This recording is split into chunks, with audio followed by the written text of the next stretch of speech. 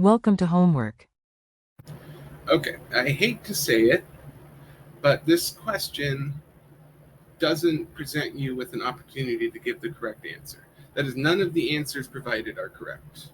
There's likely been some sort of computational error or a typo in entering these answers. Okay, and I'll show you why. And then I'll explain what the answer is. Just understand that it's not going to match any of the answers that are shown. It's really close to them, but it's not going to match them.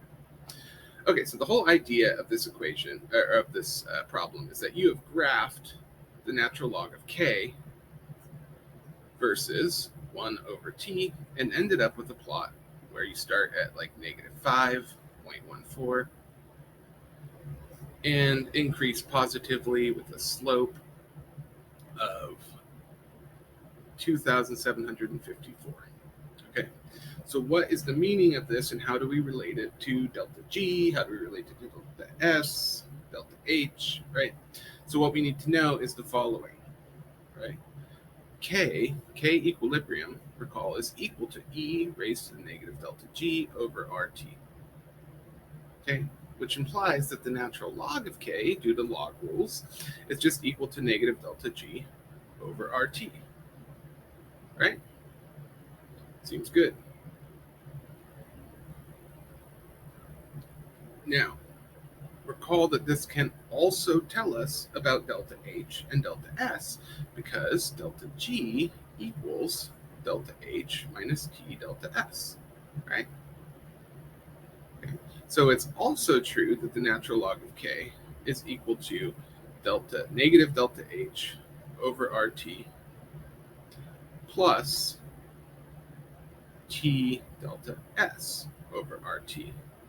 And we can simplify this a bit and also write it in a more obvious way that we're talking about ln k being a function of 1 over t, right?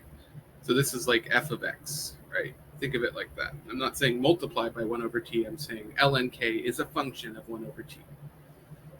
So we have negative delta h over r times 1 over t. And we have, if the t's cancel here, we have that we're going to add delta s over r. Okay? So 1 over t is like a variable.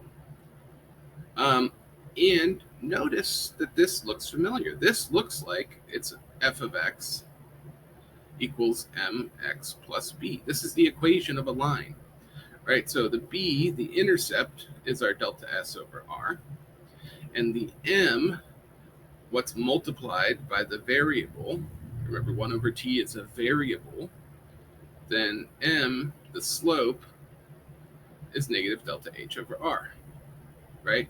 So we can solve for delta s and delta r, or delta s and delta h, right? Delta s over r equals the intercept, which we said was negative 5.14. So delta s equals negative 5.14 times r, or, and then I'm going to put a little bar over the s to represent that we're talking about molar quantities. I guess I won't because they didn't in their answer. That's fine. I'll leave it per mole. Okay, so delta S equals negative 5.14 times R. And R is 8.314. So we get negative 5.14 times 8.314. I get negative 42.7. And the units of R are going to give this in joules per mole Kelvin. Okay, and we do the same for delta H. Remember, delta H, negative delta H over R equals the slope, which was positive 2,754. Okay, which tells us that delta H on its own is going to equal, let's see, also recall that this slope has units of Kelvin, right? And that's because the axis here is in inverse temperature. It's weird, but yeah, it's true. Okay. So it's going to be negative 274 Kelvin times R, which is our 8.314 units of joules per mole per Kelvin. And in the end, we get negative 2754 times 8.14. And let's put that in kilojoules. I get negative 22.89. I get negative 22.90, but this just matches what they got. So just per mole. Okay, so now we have delta H and we've got delta S, right?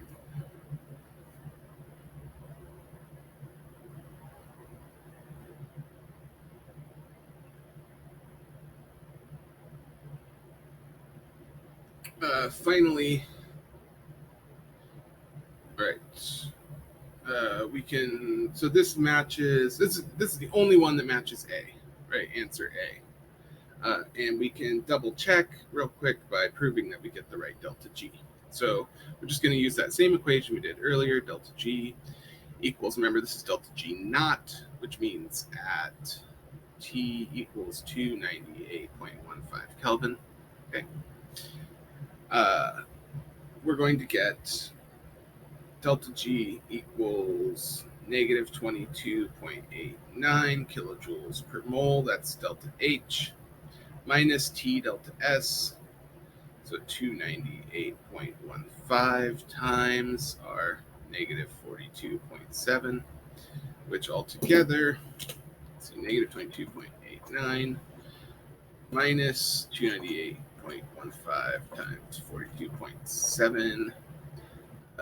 Actually, it's going to be plus, so negative, and then recall that our entropy was in units of joules, whereas our enthalpy is in units of kilojoules. So we'll have to divide this enthalpy multiplication by 1,000. And I get negative 10.16.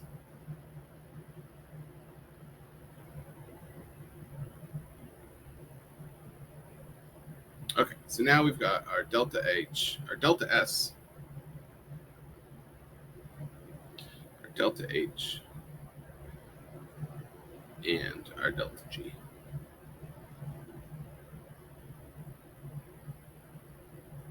Oh, and actually that does match answer 1. That's weird. For some reason I got confused and thought it didn't match any of them, but yeah, definitely that's answer 1. Right.